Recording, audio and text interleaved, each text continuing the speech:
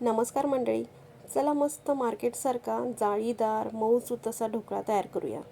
त्यासाठी मी इथे 1 वाटी बेसन घेतलेले आहे व हे बेसन मी आता चाळणीने छान चाळून घेणार आहे. बेसन चाळून घेतल्यामुळे ढोकळा आपला जाळीदार मऊसूत होतो. बेसन आपले चाळून झालेले आहे. आता त्यामध्ये मी 1 चमचा साखर, 1 चमचा निंबूफूल, जर तुमच्याकडे निंबूफूल नसेल तर तुम्ही लिंबाचा रससुद्धा वापरू शकता, चवीनुसार मीठ, 2 चमचे तेल. आता पीठ भिजवण्यासाठी अर्धी वाटी पाणी. ज्या वाटीने आपण बेसन घेतलेले आहे त्याच वाटीने अर्धी वाटी पाणी घ्यायचं. ढोकळा बनवण्यासाठी हे परफेक्ट प्रमाण आहे. ढोकळ्याला छान असा पिवळा कलर येण्यासाठी आपण यामध्ये थोडासा चिमटीभर पिवळा फूड कलर टाकणार आहोत. यामुळे ढोकळ्याला छान असा पिवळा कलर येतो. आता साखर विरघळेपर्यंत हे सर्व मिश्रण आपण एका डायरेक्शननी हलवून घेऊया. बॅटर तयार करताना बॅटरमध्ये कुठल्याही प्रकारची गुठळी राहणार नाही याची काळजी घ्या. जर गुठळी राहिली तर ढोकळा आपला फुलणार नाही. चला, बॅटर आपले तयार झालेले आहे. आता आपण हे 15 मिनिटं साईडला ठेवूया.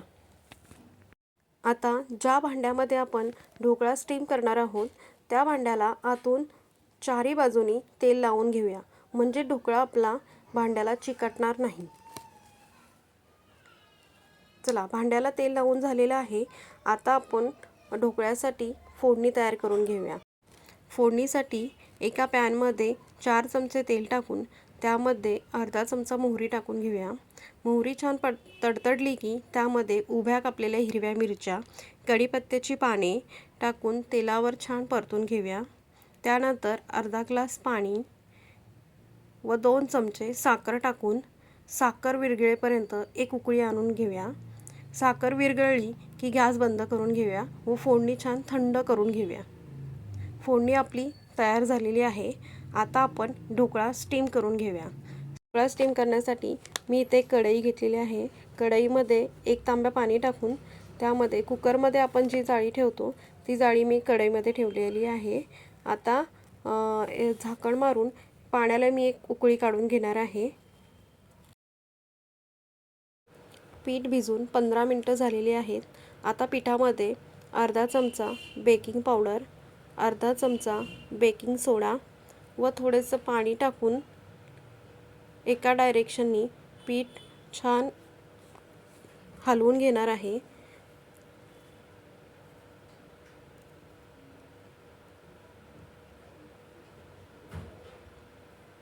तुम्ही बघू शकता पीठ मस्त आपलं फुललेलं आहे. तयार झालेले आपले बॅटर आता मी तेल लावलेल्या भांड्यामध्ये टाकून एक 15 मिनिटं स्टीम करून घेणार आहे.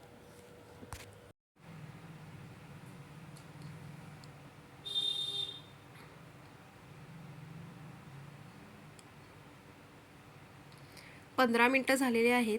ढोकळा आपला मस्त असा फुलून वरती आलेला आहे.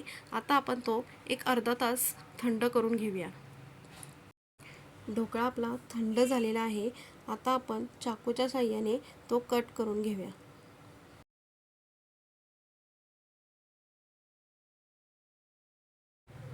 ढोकळा आपला कट करून झालेला आहे.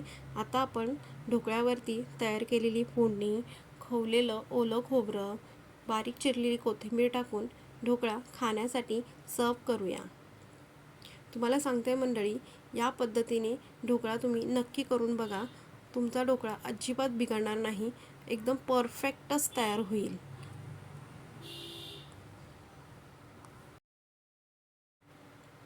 मंडळी, तुम्हाला आता मी ढोकळ्यामधला एक पीस काढून दाखवते.